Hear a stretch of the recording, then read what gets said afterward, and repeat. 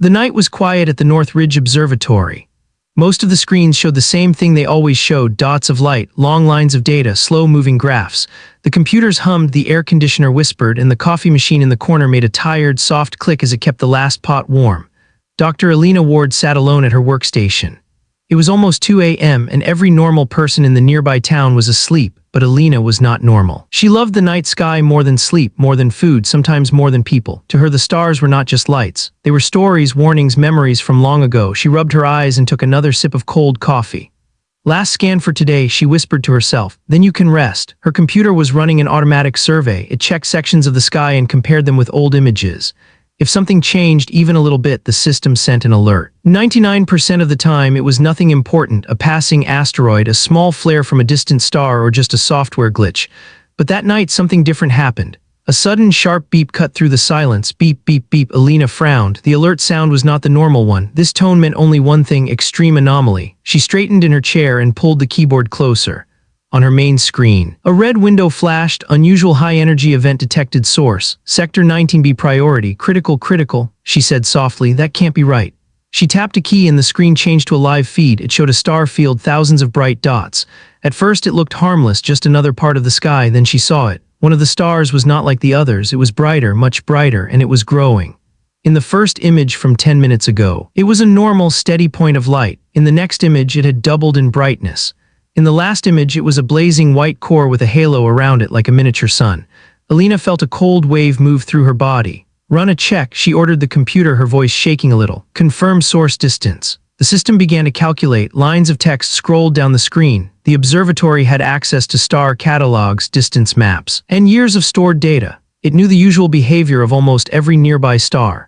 The answer appeared in bold letters: star ID, HD 7629 type, massive blue star, distance from Earth, 500 light-years, status change, rapid luminosity increase detected. Alina's heart beat faster. A massive star nearby in cosmic terms, brightening too quickly. There was only one explanation. No, that can't be, she whispered. It's too soon. She grabbed a notepad and began to write numbers, double-checking the distance, the size, the normal lifespan of that star. She had studied it before. It was old, unstable, but not supposed to die yet, not for thousands of years, unless the models were wrong, unless the star was dying now. Her fingers moved faster on the keyboard. She pulled up graphs of energy output. The lines on the screen shot upward like a rocket. Gamma rays, X-rays, visible light. Everything was rising. The star was screaming. Alina, calm down, she said to herself. You need to be sure. She opened an audio link to one of the other observatories, a small station on another continent. It was late night for her, but early morning there. Maybe someone was awake. The call rang twice before a sleepy voice answered. This is Dr. Malik at South Ridge Station. Who is this? Malik, it's Alina, North Ridge Observatory. I need confirmation on a reading. Sector 19B, star ID HD 7629. Are you tracking it? He yawned. Give me a second. She could hear him typing. For a moment, there was only static and soft clicks. Then his voice changed. That's strange, he said. I'm seeing the same thing. Brightness increased by. Wow, that's not normal. How fast? Alina asked. Too fast. This is supernova level energy. But that star wasn't supposed to go supernova yet. Our models. I know what the models say. Alina cut in more sharply than she meant to. But look at the data. It's happening. There was a long pause. You think this is it? Malik asked quietly. You think the star is exploding? Alina looked at the blinding point of light on her screen. Every new image showed it growing more violent, more unstable. It pulsed like a heartbeat gone wild. I don't think, she said. I know, a supernova, a star dying in a giant explosion, releasing more energy than the sun would in its entire lifetime. It was one of the biggest events in the universe. Beautiful, yes, but also dangerous, especially if it was close. Alina, Malik said, if that star goes supernova, it's going to send a wave of radiation. Is Earth in the path? I don't know yet. Her voice was tight. I'm running trajectory checks now. She ended the call and started a new program. The system simulated the star's position, the possible direction of its gamma-ray burst, the shape of the shockwave. She waited, tapping her fingers on the desk, counting each second. Outside, the world was calm. People slept, streetlights glowed, dogs dreamed. Cars sat silent in dark driveways. No one knew that a star, far away but not far enough, was tearing itself apart. The simulation finished. Alina stared at the result. A cone-shaped map appeared on the screen, showing space around the exploding star. A long, narrow beam extended from it like a bright spear. That beam was the gamma-ray burst, the most deadly part of the explosion. The beam cut across the map, across empty space, across the orbits of distant stars. It pointed directly at one small blue world, Earth. No, Alina whispered. No, no, no. Her hands felt numb. She checked the model again. She adjusted numbers, moved the star's position a little, changed the angle of the beam. Every time the answer was the same. If the star fully exploded and all signs showed it was starting, the gamma-ray burst would reach Earth. It would not destroy the planet like a bullet, but it could strip away parts of the atmosphere. It could damage satellites, power grids, even living cells. Life on Earth could change forever, and there was nothing anyone could do to stop a star. But maybe. She thought maybe there was something they could do to prepare. Alina took a deep breath. Her training kicked in. Okay, she said, step by step. First, confirm. Second, warn. She opened all the data logs and attached the latest images, graphs, and simulation files. Then she wrote a message. To Global Space Weather Network World Science Council subject, urgent possible nearby supernova event. This is Dr. Alina Ward, North Ridge Observatory. We have detected a rapid luminosity increase in star HD 7629, distance 500 light-years. Data strongly suggests the star is entering supernova phase. Early simulations show a possible gamma-ray burst directed toward Earth. Estimated arrival of radiation front within 72 hours of confirmed core collapse event. Immediate review and global coordination are requested. Please respond at once. She hovered her finger over the send key. One click, she thought, and the world changes. Her mind flashed with doubt. What if she was wrong? What if it was a sensor error or some unusual but harmless flare? If she sent this message and it turned out to be false, her career could be ruined. People might panic for no reason. But then she looked again at the screen. The star burned like a wound in the sky. The energy spikes were still climbing. The pattern matched every known model of a star collapsing into a supernova. If she stayed silent and it was real, the cost would be far greater than her career. Alina pressed send. The message flew through cables, satellites, and servers. It traveled to research centers, government agencies, and secret emergency networks around the world. In minutes, red alerts started to appear in offices where the lights were never fully turned off. But Alina did not know that yet. She only knew that she had done the first thing she could. Her phone buzzed on the desk. She picked it up. It was a video call from the director of the Global Space Weather Network, a serious woman named Dr. Amina Roque. Alina accepted the call. Amina's face appeared on the screen, sharp and awake, even though it was late in her city too. Dr. Ward, she said, I just saw your message. Are you certain about this? As certain as I can be, Alina replied. North Ridge and South Ridge both confirm the brightness increase. The energy pattern matches a pre-supernova phase. My simulations show a direct line of impact. You understand what you are saying, Amina said slowly. If this is true, we may be facing a planet-wide radiation event. I know, Alina said. That's why I called. Amina leaned closer to her camera. Do we know how much time we have? I estimate 72 hours from the core collapse. Alina answered, but we don't know exactly when that collapse will happen. It could be in a day, it could be in 1 hour. We are watching, but the star could reach its limit at any moment. Amina's eyes were hard and focused. We will start emergency protocols. Satellites can be put into safe mode. Power grids can be prepared. The public, we will have to think carefully about what to tell them. Alina nodded. People deserve to know, but if we tell them too early, they might panic. If we tell them too late, they will not have time to act, Amina finished. For a moment, neither of them spoke. The only sound in the observatory was the steady hum of the computers and the faint wind outside the thick glass windows. The sky above looked peaceful. No one walking outside would guess that a cosmic storm was building far away. Alina, Amina said softly, you did the right thing by sending the alert. This is the call no one ever wants to make. The desperate call, but it may save lives. Alina did not feel like a hero. She felt tired, small, like a single human standing under a sky full of giants. What do you need me to do now? She asked. Keep watching the star, Amina said. Every minute matters. Send us real-time data. We will gather the best scientists on the planet. If there is any way to reduce the impact, we will find it. The call ended. Alina leaned back in her chair and looked at the screens once more.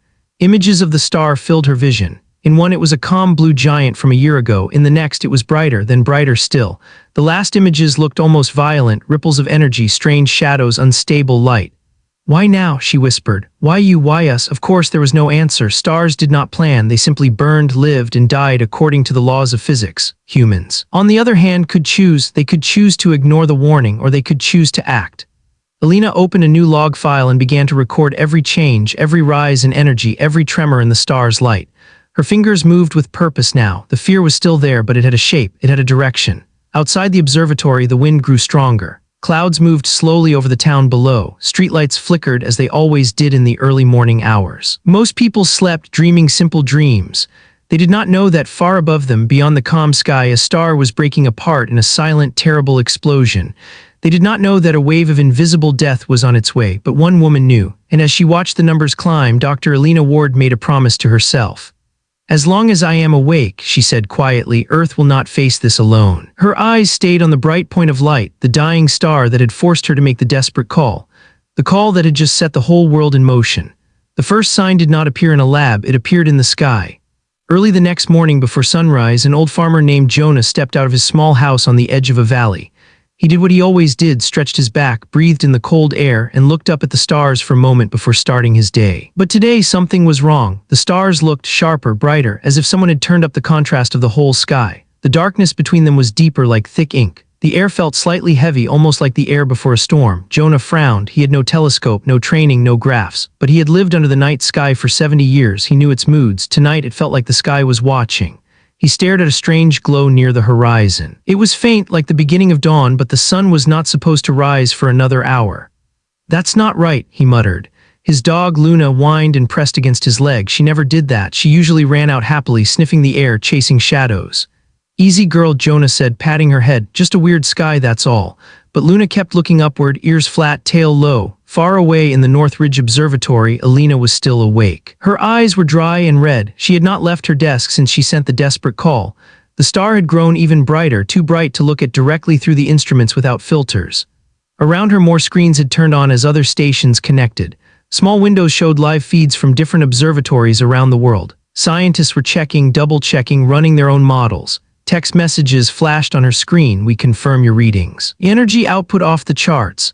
"This is unlike any event in recorded history." One message made her stomach tighten. "Atmospheric sensors show early effects in upper layers. Radiation wave has begun to touch the edge of Earth's magnetic field." Already, she opened the live atmospheric data. Normally it was calm, thin lines, small waves. Today the graphs jumped more than usual. High-energy particles were brushing against the invisible shield around Earth, the magnetic field that protected the planet from most cosmic danger. The shield was holding, for now. Elena pressed a hand against her forehead. She felt like someone standing on a beach, watching the water pull back before a giant wave. The phone rang again. This time it was not a scientist. It was a government official from the Global Response Council, a group created for worldwide disasters, earthquakes, pandemics, asteroid threats, not supernovas. "Dr. Ward," the woman on the screen said. She wore a dark suit and had tired eyes. "My name is Director Han. I am coordinating civilian response. We need to know, will people see anything yet, any visible signs?" "Yes," Elena said, "soon, if not already. The sky may look brighter. The upper atmosphere is reacting. We may see unusual light patterns, auroras in places that never have them."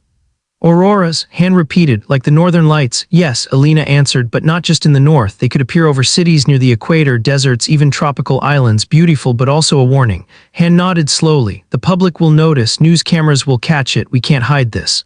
"We shouldn't hide it," Elena replied. "People need to know something is happening. But you must choose your words carefully. If we say star explosion and radiation, many will imagine the end of the world."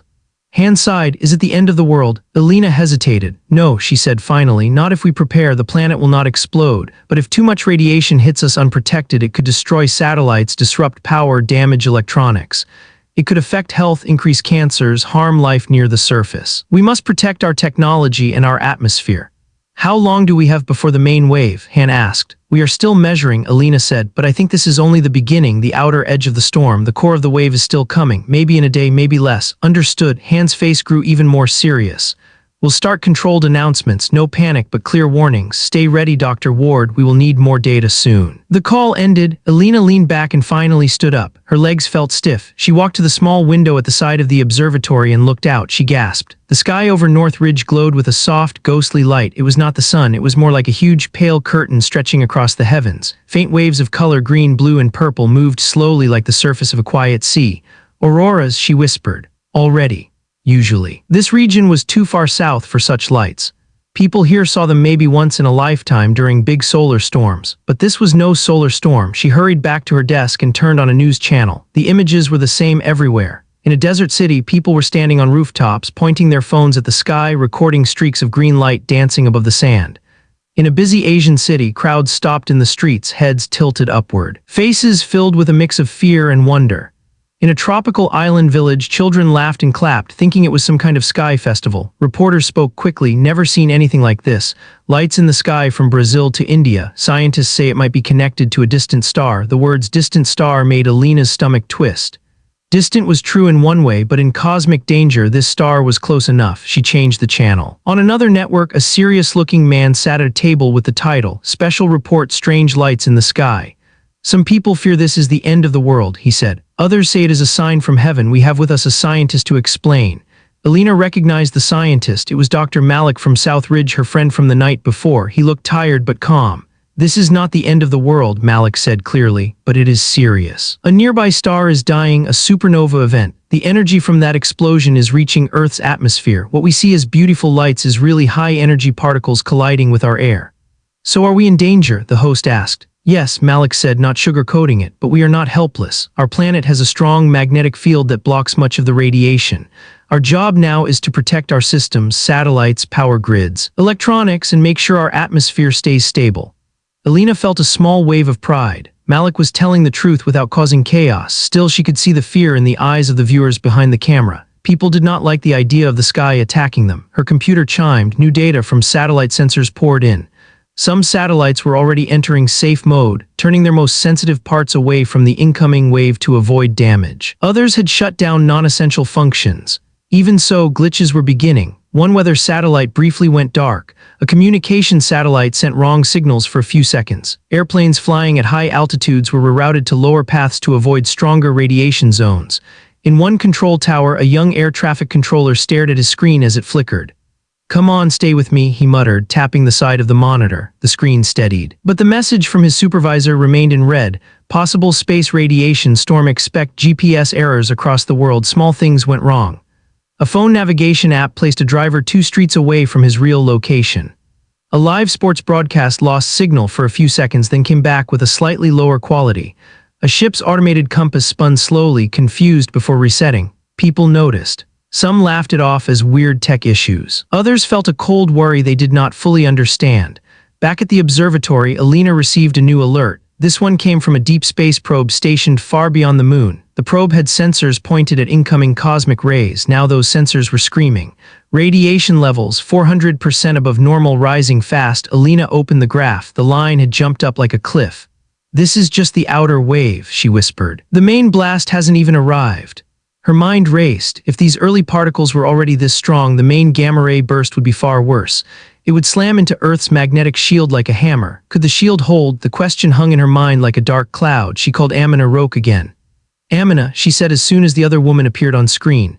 "The deep space probe is showing radiation levels 4 times higher than normal and still climbing." "The first wave is here. We see it," Amina replied. Her background showed a busy control room full of people talking quickly, screens flashing. "We have started shutting down non-critical satellites. Power companies are lowering load on some lines to reduce damage from possible magnetic storms." "That's good," Alina said, "but we may need more." "Such as?" Amina asked. Alina took a breath. "You should inform airlines to reduce high-altitude flights as much as possible. Also, we must start planning for worst-case scenarios. Citywide blackouts, loss of GPS, communication failures. Hospitals need backup power ready. People should be told to have basic supplies, water, food, batteries." Amina nodded. "You're talking like a disaster planner now, not just a scientist." "I don't have the luxury to be just one thing," Alina replied. "None of us do." Amina gave a quick, tired smile. "You're right, I'll pass your suggestions to the council." As soon as the call ended, Alina's screen lit up with a new message from South Ridge. It was Malik again. "Alina, check this. The star's energy pattern just changed. It's strange." She opened the file he sent. It showed the star's brightness over time. Earlier the line had been going up smoothly, bright, brighter, brighter. Now the line trembled. It had sharp peaks and deep drops, like a heartbeat under stress. "What are you doing, old giant?" Alina murmured, staring at the star's light curve. "What's happening inside you?" Malik's voice came through in a quick audio message. "We think the star's core has started to collapse in stages. That means the main explosion, the real supernova, could be close. Hours, maybe less." Alina felt the room spin for a second. Hours. All around the planet, the sky continued its silent show. A young boy in a crowded city leaned out of his apartment window, eyes wide as waves of green light rolled across the sky like curtains in the wind. "Mom, look," he shouted. "The sky is dancing." His mother came to the window, worry hidden behind a soft smile. "It's beautiful," she said, though inside she was afraid. She had heard the news, the star problem, as some people already called it. In another place, a pilot flying a night route looked down and saw entire continents glowing faintly under the shimmering sky. "I've flown for 20 years, he told his co-pilot, and I've never seen anything like this. His co-pilot checked the instruments. "Navigation's a bit off," he said, "but we're still en route." In an underground bunker somewhere, a secret military group watched the same data Alina saw. One general whispered, "If this is just the beginning, what will the main strike look like?" No one answered. Back at North Ridge, Alina finally left her desk for a moment and went outside. The cold air hit her face. She wrapped her arms around herself and looked up. The aurora above her was brighter now, swirling in great arcs of blue and purple. Tiny sparks of light shot across the sky like silent fireworks. It was the most beautiful thing she had ever seen, and the most terrifying. For a moment, all her fears, all her calculations, all the noise of the world fell away. It was just her and the sky. "This is what a star's death looks like," she whispered. "Not just in numbers, in light." She thought of Jonah the farmer, the boy at the window, the pilot, the people on rooftops. They were all watching the same sky, feeling the same unease. They did not know her name, but she felt responsible for them anyway. Her watch vibrated, a new alert. She glanced at the small screen. Core collapse indicators detected star instability extreme, prepare for primary wave, the main blow was coming. Alina turned and went back inside, her steps quick and steady. The sky had started to change. The next wave would change everything else. The sun had not risen yet, but the world was already wide awake. Every city, every country, every village, people were talking, shouting, calling, staring at the glowing sky. The strange auroras had spread across half the planet now, even appearing above oceans where no one had ever seen such lights before. The sky looked like a giant canvas painted by a shaking hand. Governments tried to calm people, but fear was growing like fire on dry grass. Dr. Alina Ward had barely slept for a minute. She stood in front of her main screen as new alerts poured in. Her eyes were heavy, but her mind was sharp. Scientists around the world were sending updates faster than she could read them. A message from Japan, sensor grid is showing massive magnetic pressure on outer atmosphere. A message from India, our satellites went into safe mode, rebooting slowly. A message from Brazil, unusual ozone activity detected. And then a more troubling message from Europe, we have identified a second wave forming behind the first. This one is stronger. Alina froze. A second wave. A stronger wave. She opened the attached file. It showed the supernova star as captured by a deep space telescope. The dying star was no longer bright, it looked wild, unstable, as if its outer layers were peeling away. Huge bursts of energy shot from the star like broken pieces of a furious sun. She zoomed in, her breath caught in her throat. There it was, a massive, concentrated beam forming at the top of the star, a gamma-ray jet, thin, sharp, deadly. The burst had not fully released yet, but its shape was clear. "It's preparing," Alina whispered. "The real strike is coming." She felt a shiver run up her spine. Meanwhile, on the other side of the world, a group of global leaders, top scientists, military generals, and energy experts gathered in a massive underground room. The room was built for rare emergencies, earthquakes, asteroid threats, global virus outbreaks. Never for something like this. Screens lined the walls showing maps, satellite feeds, data graphs, and live news from across the world. Director Han stood at the center of the room. She cleared her throat. "Ladies and gentlemen," she began, "the situation is now urgent. We have confirmation of a coming primary radiation wave from the star HD 7629. Dr. Ward's team predicts impact within," she checked her notes, "within the next 18 to 24 hours. A murmur went through the room. "Is Earth going to be destroyed?" One official asked bluntly. A scientist named Dr. Faisal Ibrahim stepped forward. His calm voice filled the room. "Earth will not be destroyed," he said. "The planet itself is safe. The danger is from radiation. If too much enters our atmosphere, it can damage the ozone, cause health issues, disrupt technology, destroy satellites, and knock out global power systems." "Meaning," Director Han said, "we could be pushed into darkness for months, maybe longer." Another voice rose from the back. It was General Ruiz.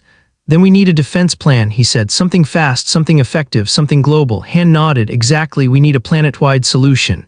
A quiet fell over the room as ideas began to form. One scientist said, "We could redirect satellites to create a reflective barrier." Another added, "We could use the Earth's magnetic field, amplify it somehow." A third said, "What if we use atmospheric particles to block part of the radiation safely?" But each suggestion had problems. Not enough power, not enough time, not enough resources. Alina watched the meeting through a live link on her screen. She wanted to shout ideas, but her microphone was muted. She typed quickly into the chat window, "You must use the magnetic field. IT is the greatest shield we have. You only need to strengthen IT." Han saw the message and looked up. "Patch Dr. Ward into audio," she ordered. Alina's voice came through the speakers. "The Earth already defends itself," Alina said. "The magnetic field is our natural armor, but right now it is being pushed to its limit. If we can strengthen it even a little, we can reduce radiation entering the atmosphere." General Ruiz frowned. Strengthen Earth's magnetic field how? We can't just increase the size of the planet. No, Elena said, but we can amplify the field temporarily by using satellites. Another scientist spoke up. You mean use satellites as giant electromagnets? Yes, Elena said, not all satellites, just the ones in polar orbit. They already circle close to where the magnetic field is strongest. If we link them together using the ion net system and create a temporary energy ring.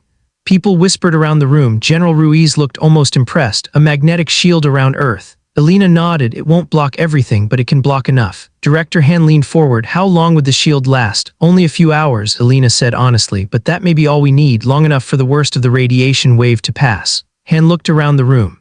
Ladies and gentlemen, is this possible? One by one, scientists nodded. General Ruiz said, it's risky, but it's the best idea we have.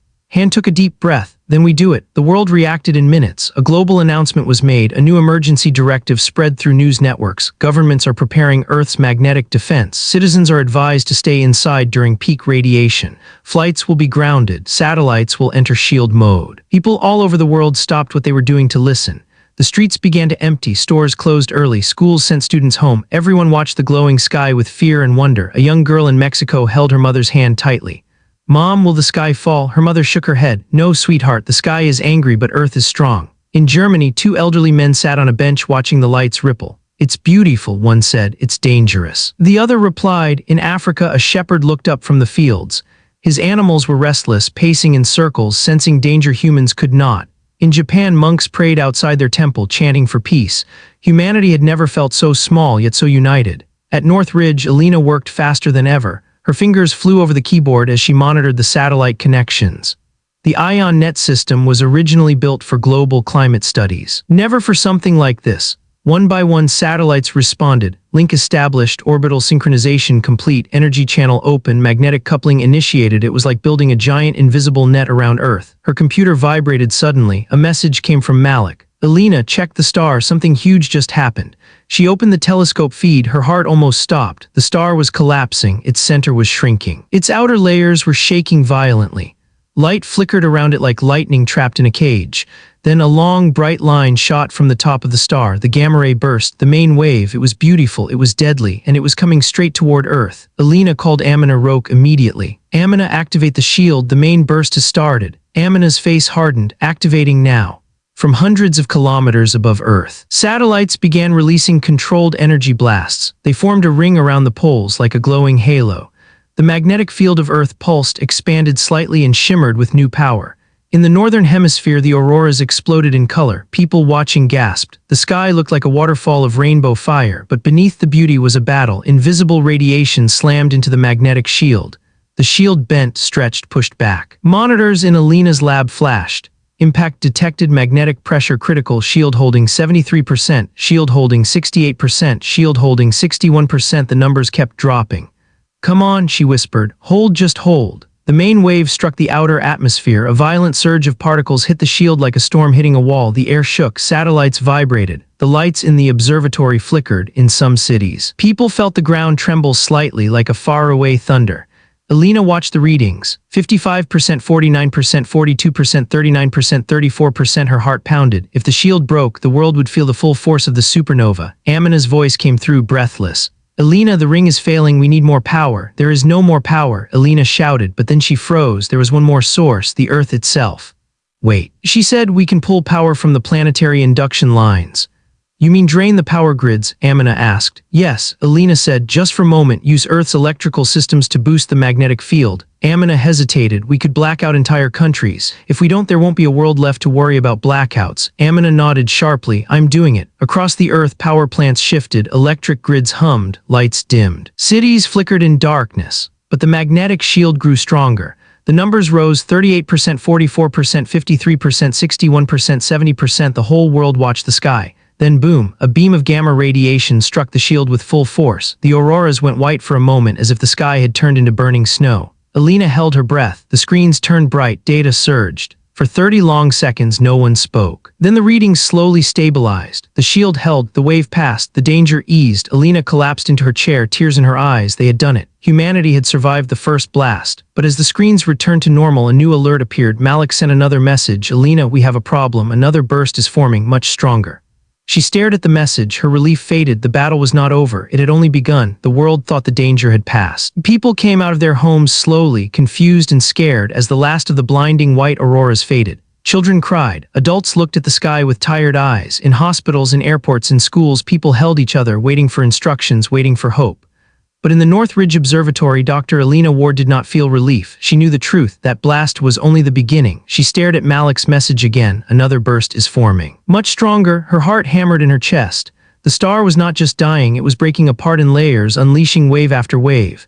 Each wave stronger than the last, each wave closer to the maximum collapse. She quickly opened the deep space feed again. The star's image was shaking, vibrating like something alive and struggling. Its light flashed unevenly, as if pulsing with a heartbeat that was speeding out of control. Elena, Malik's voice came through the speaker, breathless. We think this next burst is a core jump. A what? Elena whispered, although she already feared the answer. A collapse inside the core, Malik said. When heavy elements sink and crash inward, it can release energy 1,000 times stronger than the previous wave. Elena closed her eyes for a moment. 1,000 times. The magnetic shield would not hold that, not without something else, something bigger, something new. Meanwhile, across the planet, life was not normal. In New York City, half the lights were still out after the emergency power redirection. Traffic lights blinked uselessly. Streets glowed only from the fading auroras that reflected off skyscraper windows. People whispered nervous theories. Is it aliens? Is the world ending? Is the sky broken? In a small mountain village in Nepal, monks gathered around a radio, listening to news updates with calm faces but worried eyes. Their leader, an old monk with trembling hands, whispered, "The universe is speaking and humans must listen." In the Sahara Desert, tribes saw the sky flash white and fell to their knees. They thought it was a sign from the heavens, a warning. Children clung to their mothers, watching the strange sky glow. Everyone felt it. Everyone knew something was wrong. Director Han appeared on Elena's screen. Her hair was messy now, her voice tired, her eyes sharp with fear. "Elena," she said, "we're receiving reports of global pressure waves, tiny vibrations moving through the atmosphere. Is this connected?" "Yes," Elena replied instantly. "It's the pre-shock. The star is preparing another release." "How long do we have?" Han asked. Elena checked the star's readings. The pulse rate was increasing. 3 hours, maybe less, Elena said. This time the energy will hit the atmosphere much harder. Han looked off screen where people shouted in the background. Someone dropped papers, someone else yelled something about emergency protocol. "Elena," Han said, turning back, "the world can't take another wave like the first one." "I know," Elena whispered. Han leaned closer to the camera. "We need another plan, something stronger." Elena didn't answer immediately because she didn't have one. Then she heard something behind her, a soft hum, a small buzz. She turned. The lights in the observatory flickered again and then stabilized. The air felt heavy, and for a moment she felt a strange sensation, like static electricity crawling along her skin. The magnetic shield was pulsing, it was reacting. She grabbed her tablet and opened the magnetic field map. Her eyes widened. The shield was still active, but it was changing shape on its own. "What?" she whispered. The field was twisting slightly, as if adjusting, like it was trying to heal itself. Suddenly Malik's voice came through again. "Elena, do you see it? The Earth's core is resonating." "What?" she asked. "Look at the magnetometer readings." She checked them and nearly dropped the tablet. The numbers were rising by themselves. The magnetic field was strengthening naturally. "This shouldn't be possible," Elena said. "The core doesn't change this fast." "But it is," Malik insisted. "We think the first wave triggered something deep in the planet, like a vibration, a response." "Like Earth defending itself," Elena whispered. "Yes," Malik replied, "but it won't be enough for the next blast. We still need a bigger shield." Elena suddenly remembered something she had read years ago, a theory buried in old research papers, a magnetic resonance phenomenon, a way to amplify Earth's magnetosphere by syncing it with a controlled electromagnetic pulse in orbit. A dangerous idea, an untested idea, but maybe the only chance. "Malik," she said, "what if we sync the ion net with Earth's core resonance?" Malik gasped. "You mean match their frequencies, use resonance to boost the field?" "Yes," Elena said, "it could increase the magnetic strength tenfold. Or destroy the satellites instantly," Malik said, "or overload the grid, or throw the whole field off balance." "I know," Elena replied, "but if we do nothing, the next wave will tear the atmosphere like paper." She contacted Director Han again. Amina's voice was shaking when she answered. "Elena, tell me you have something." "I have a plan," Elena said. "A dangerous one." Han didn't even blink. "Go on. We need to make the satellites and the magnetic field vibrate together at the same frequency. It will boost the planet's magnetic strength." Han frowned. "That sounds like it could break something." "It might," Elena admitted, "but the next burst will break everything anyway." Han exhaled slowly. "I'll call the engineering teams. Begin preparing the resonance link." Elena nodded. "We have to act fast." Meanwhile, strange things were happening around the world. Birds flew in odd patterns, confused by the magnetic shifts. Some circled endlessly. Others flew straight south when they should have gone north. Whales in the Pacific changed direction and swam toward deeper water, confused by the magnetic noise under the ocean. In a remote Arctic research station, scientists saw their compasses spin in circles. "This has never happened before," one said, another whispered. "Something big is coming." Back at North Ridge, Alina watched the star's core pulse again. She zoomed in. A violent flare shot out. The outer layer ripped open like a massive cosmic wound. A warning tone beeped loudly. The next burst had begun forming. "Alina," Malik said urgently, "the energy spike is enormous. This wave is much larger than we predicted." "How long?" she asked. "1 hour, maybe less." Alina turned on the global resonance system. Screens lit up around her with numbers, wavelengths, and energy outputs. A countdown started. Resonance link initializing 00:59:00, less than an hour to prepare the biggest shield humanity had ever attempted. Around the globe, engineers worked furiously.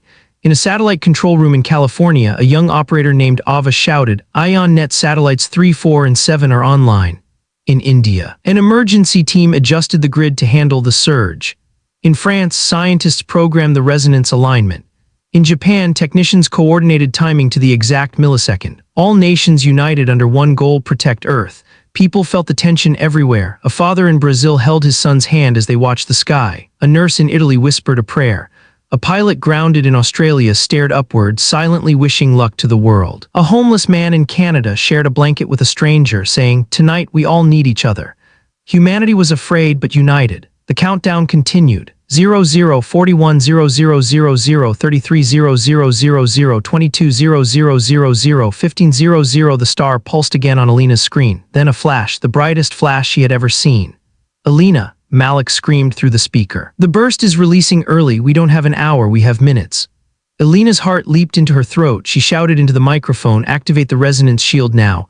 Hand's voice replied, "We're not ready. The timing is, there is no time." Alina yelled, "Do it now." Hand paused for one heartbeat. Then she shouted, "Global activation now." All across Earth, satellites fired electromagnetic pulses. Power stations surged. Magnetic lines of force snapped into alignment like strings pulled tight. The entire planet vibrated with energy.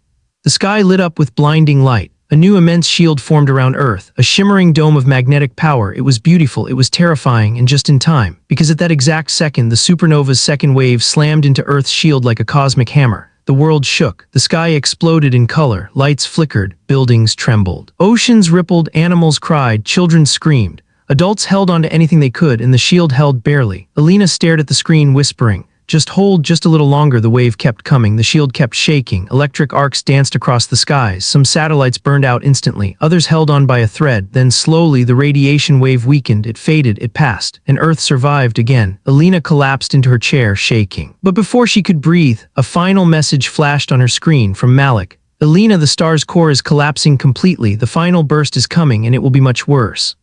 Alina stared at the message, her hands trembled. The biggest wave was still ahead, the real impact hadn't even begun.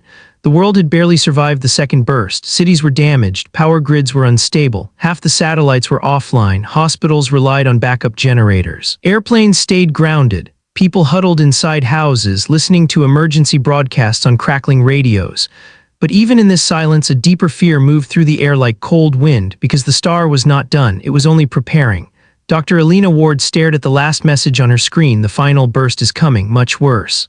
Her hands were cold, trembling. She felt the weight of billions of lives pressing on her shoulders. If this next wave was truly the final collapse of the star, the energy would be immense, beyond anything Earth had ever faced. The observatory lights flickered again. Outside, the sky glowed faintly like a dying fire. Even the animals in the nearby forest seemed restless. Birds gathered in large, confused flocks. Wolves howled long, haunting cries. Alina whispered to herself, "How strong will the next one be?" Before she could think further, her computer beeped with an urgent alert. Core collapse accelerating, extreme instability. She opened the deep space camera feed. What she saw made her breath stop. The star was folding inward like a collapsing mountain. The center shrank to a tiny point, so small and bright it looked like a hole had ripped open in space. Around it, burning waves spiraled violently, throwing out fragments of superheated gas. A massive shockwave ring expanded outward. This wasn't just a supernova. It was the beginning of something far worse, a hypernova, a cosmic explosion 100 times stronger than normal. Alina's voice cracked. "No, no, not this." She grabbed her phone, calling Malik. He answered instantly, his voice breaking. "Alina, we just got the readings. This final burst, it's not like the others. It's a hypernova," Alina said softly. "Yes," Malik whispered, "a direct blast aimed at Earth." Director Han appeared on Alina's screen, face pale, lips tight. "Alina," she said, "how bad is it?" Alina took a slow breath. "This wave is strong enough to strip our atmosphere if we fail." Han closed her eyes, shaken. "And the magnetic shield?" she asked. "It's weak," Alina said. "The last burst drained too much power. Our satellite ring is half broken. The field is unstable. So we cannot survive the next wave," Han asked quietly. Alina looked at the star again, trembling like a burning heart ready to explode. "We can't," she said, "but we need a miracle." Far across the world, ordinary people waited in fear. In Italy, a priest lit candles in a small church as people filled every seat, holding hands tightly. In Kenya, a grandmother gathered children around her, telling them stories to keep them calm while the sky flickered above their village. In Canada, a man stood outside his truck, staring upward with tears in his eyes, whispering, "Come on, Earth, be strong." On a beach in Australia, waves glowed faintly blue as strange lights reflected across the water. Two teenagers sat on the sand, hugging each other, too scared to go home. The whole world held its breath, waiting, listening, hoping. Alina opened all her screens and thought hard. They needed more power, more shielding, more protection, but from where her mind raced. Then suddenly a spark of an idea, something impossible, something dangerous, something brilliant. She ran to her old research cabinet and pulled out a dusty folder.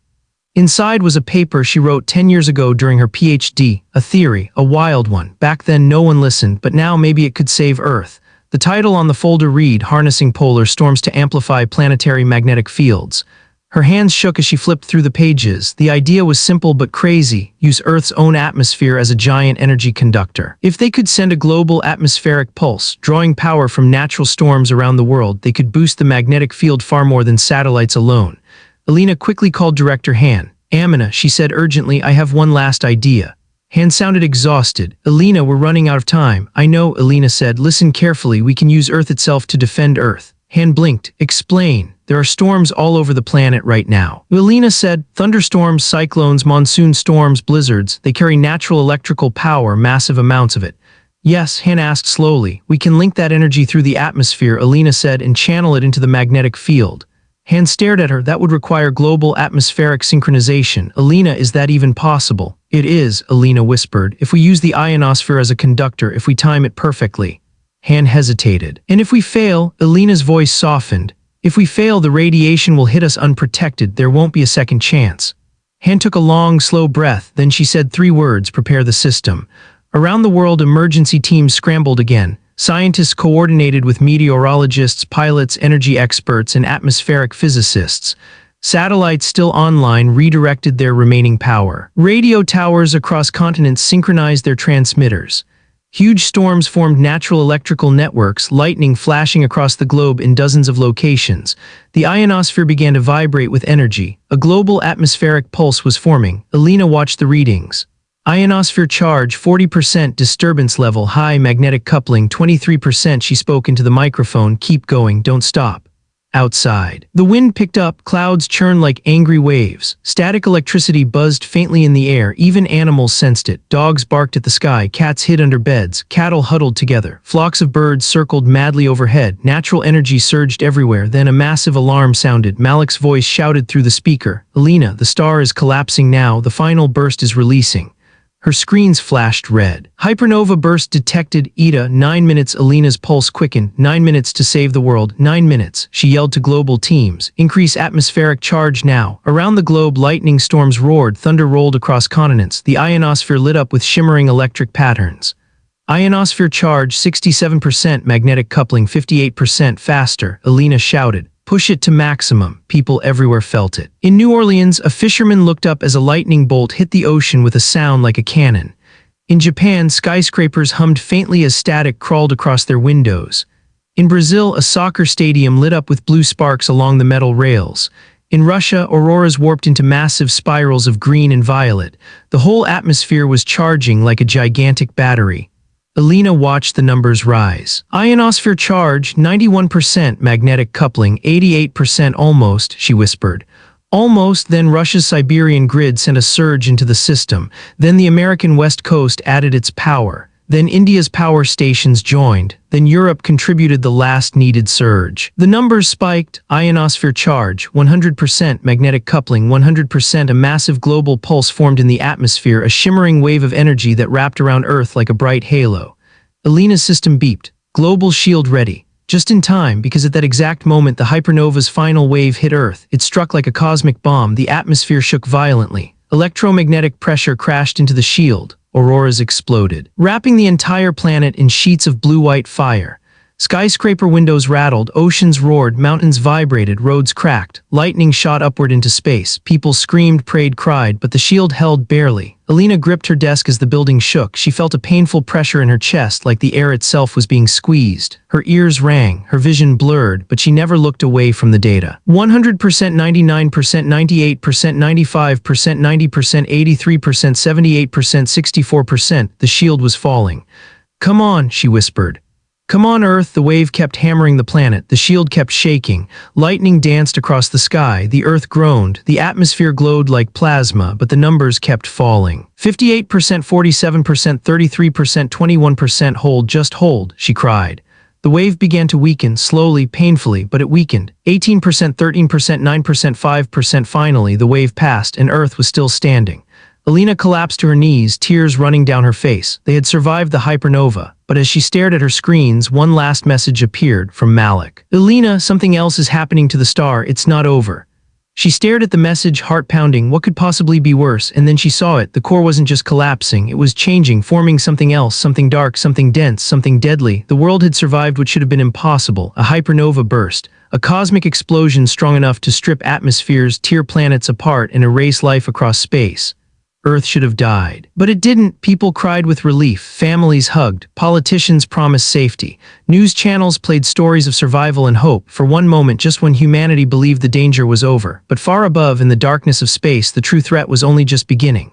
Dr. Alina Ward stared at her screen, frozen. Her heart pounded hard enough that she could feel each beat in her throat. Her hands trembled, making her tablet vibrate against the desk. On her screen was a live telescope feed. Where the star had been, nothing remained. No light, no fire, no burst, only darkness. A perfect circle of black surrounded by a swirling ring of glowing gas, a black hole, a newborn monster in the sky. Alina whispered, "No, oh no, this can't be happening." A soft beep came from her computer.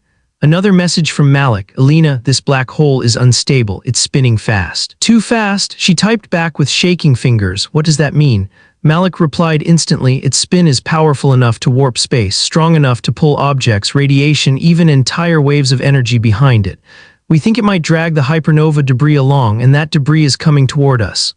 Alina backed away from the screen, breath catching. The last wave wasn't the end, it was the trigger. The star's death had created something even more dangerous, a gravitational storm. She grabbed her headset and connected to direct her hand. Hand's face appeared pale and exhausted. "Alina, what now?" Alina swallowed hard. The star collapsed into a black hole. Han blinked, said nothing. "Alina," she whispered, "are we safe?" "No," Alina replied softly, "we're not." Across the planet, life moved cautiously forward. People stepped outside to repair roofs and clear debris. Doctors checked patients who suffered from radiation sickness. Engineers repaired power lines. Emergency teams restored communication towers. Planes stayed grounded. Ships stayed near ports. Schools remained closed. But compared to the cosmic terror of the last waves, human tasks seemed almost ordinary. No one knew that space itself was tearing near a newborn black hole. Inside the United Earth Command Center, chaos erupted. Screens flashed warnings. Scientists shouted over each other. Gravitational waves detected. The black hole is pulling surrounding dust. The debris is accelerating, trajectory moving toward our system. General Ruiz slammed his fist on a table. "Somebody explain in plain English." A young physicist stepped forward, voice trembling. "Sir, the black hole is acting like a cosmic vacuum. It's pulling material behind it. Gas, radiation, fragments of the exploded star." And Ruiz demanded, and the physicist continued, "Those fragments are forming a gravitational stream like a river of star matter." "A river?" Ruiz frowned. "Yes," the physicist said, "a river of deadly radiation and debris, and it's heading toward Earth." Silence filled the room. Director Han turned slowly toward the large screen showing the black hole. It spun rapidly, dragging space around it like water swirling around a drain. A glowing tail of cosmic debris extended behind it, long, wide, and terrifying. "Estimate impact time," she said quietly. A scientist typed quickly, his face drained of color. 20 hours, maybe less. Back at Northridge Observatory, the lights flickered again. Alina didn't sit, she paced the floor, her mind racing faster than the computers. She had survived fear, she had survived exhaustion, she had survived doubt, but this was something new. A black hole's debris stream, something no planet had ever prepared for. Thunder rumbled outside even though the sky was clear, the air buzzed with leftover static from the global resonance pulse. Alina felt her hair lift slightly from her shoulders. The planet itself was tense, waiting. Malik called through video. He looked pale, terrified. His lab behind him was shaking slightly from small aftershock waves in the atmosphere. Alina, he said, I brought in Dr. Anya Patel, the gravitational expert. A second woman appeared on screen. She had sharp eyes and wore a lab coat stained with caffeine. Alina, she said, listen carefully. The black hole is rotating incredibly fast. When black holes spin like this, they drag spacetime with them. Yes, Alina said, frame dragging. Exactly, Dr. Patel replied, and the debris behind it is following that dragged space. It's moving as fast as the black hole spins. How fast? Alina asked. Dr. Patel paused, then she spoke, almost at the speed of light. Alina's breath hitched. Then Earth can't dodge it. No, Dr. Patel said softly, we can't. And the shield we built, Alina asked. It won't survive another wave, Malik added, not one this strong. Alina felt her chest tighten. So what do we do? She whispered. Dr. Patel looked directly into the camera. We must weaken the stream before it hits Earth. How? Alina asked. Dr. Patel glanced at Malik, then said something Alina didn't expect. By using the moon. Alina blinked. The moon, yes, Dr. Patel explained. The moon is massive enough to affect gravitational flow. If we adjust Earth's magnetic field to align with the moon's orbit, we can divert part of the debris stream. You want to use the moon as a shield? Alina asked, shocked. As a guide, Dr. Patel corrected. To shift the stream away. Not completely, but enough that Earth gets hit by a weaker portion. Alina began to understand, but we need extreme precision, she said. If we overcorrect, we could destabilize the moon's orbit. We won't, Dr. Patel said, if we do everything right. A small pause, and if we do it wrong, Alina asked. Dr. Patel hesitated. The moon could shift. Alina swallowed. Shift how much? Enough to cause tides to change, Malik said quietly. Enough to flood coastlines.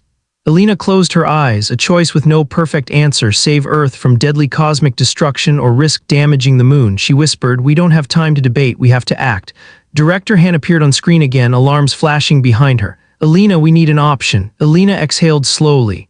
I have one, she said, but it's dangerous. Han didn't blink. Everything's dangerous now, speak. We can redirect the debris wave using the moon, Alina said. Shift Earth's magnetic field so the stream curves around the lunar orbit. Han frowned. Will it work? It might, Alina said. It will weaken the energy hitting us. And the risk? Alina didn't hide it. If the calculations are wrong, the moon's orbit could shift, tides could rise, coastlines could flood. Han looked down. What choice do we have? Alina whispered. Han looked up again. We do it. Around the world, a new emergency network formed. Scientists once again connected, power grids were rerouted, ionospheric stations rebooted, satellites turned toward the moon, magnetic field controllers were recalibrated. The plan had one goal, use Earth and the moon together to deflect cosmic death. As the world prepared, the black hole grew darker. It spun faster, dragging space, pulling debris, unleashing gravitational waves that twisted starlight. The debris tail behind it brightened like a burning river. It looked like a cosmic whip, a whip made of fire and radiation, and it was aimed at Earth. In a small town near the ocean, a family stood by the shore. The father held his daughter's hand tightly as the waves glowed faintly from distant atmospheric energy.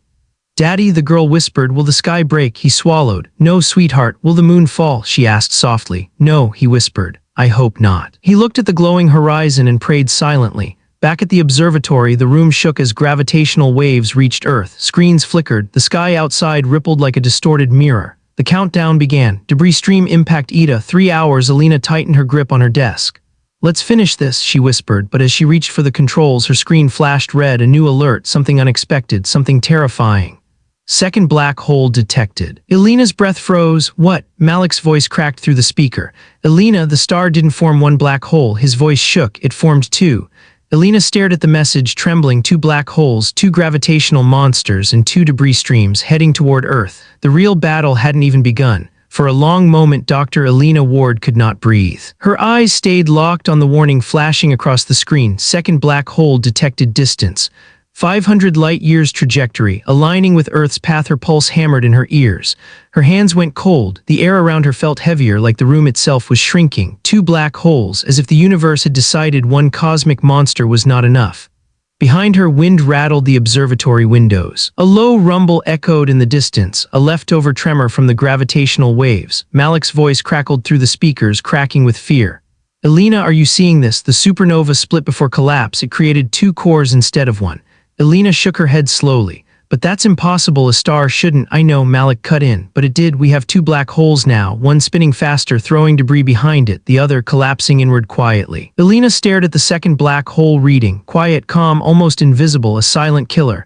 What's the mass? Alina asked, voice thin. Malik breathed shakily. It's heavier than the first. Alina closed her eyes. Then it will pull the debris even faster, she whispered. Director Han appeared on the screen again, her face pale like someone who had aged 10 years in a single day. Alina, she said, explain quickly. Alina forced herself to stand taller. There's not one black hole but two, and they're connected. Han froze. Connected? Yes, Alina said. They're feeding off the same debris cloud. Think of it like two whirlpools in the ocean. They pull water around them, they spin it, and if they're close enough, they merge. Han finished, voice shaking. Alina nodded. Before black holes merge, she said softly, they release one final massive wave. A gravitational pulse stronger than anything the universe can create except the Big Bang.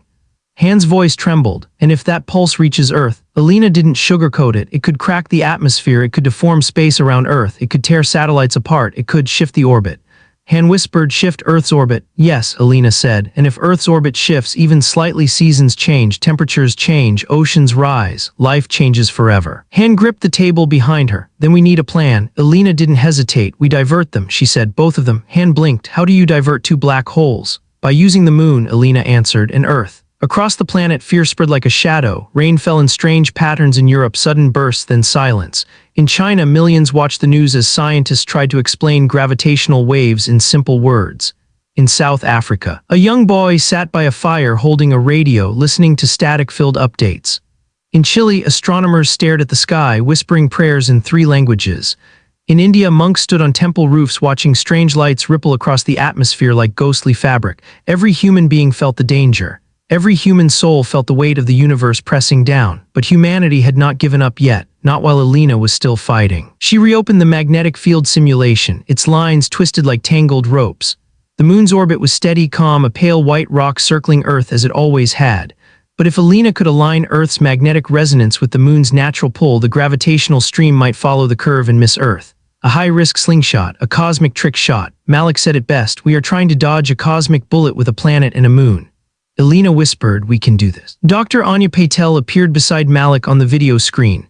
Alina, she said, I ran your numbers, the plan can work, but there's a catch. Of course there is, Alina muttered. What is it? To pull the debris away using the moon, Dr. Patel said. Earth's magnetic field must be stretched far more than it has ever been stretched before. How far? Alina asked. Almost breaking, Dr. Patel replied, Malik added. And if it breaks, Earth will be hit by the full stream, instantly. Alina pressed her fingers against her temple. Everything was sharp, everything was fragile, everything depended on one moment. Then we don't let it break, she whispered. Director Han gave the global command. Across the planet, energy plants prepared for the largest coordinated power surge in history. The magnetic resonance towers rebooted. The surviving satellites repositioned, forming a thin ring around Earth's equator and poles. People everywhere felt the tension in the air. In Brazil, a teacher gathered her students and told them to stay calm as the lights flickered. In Egypt, families stood on rooftops watching the faint glow of the stars behind shifting clouds.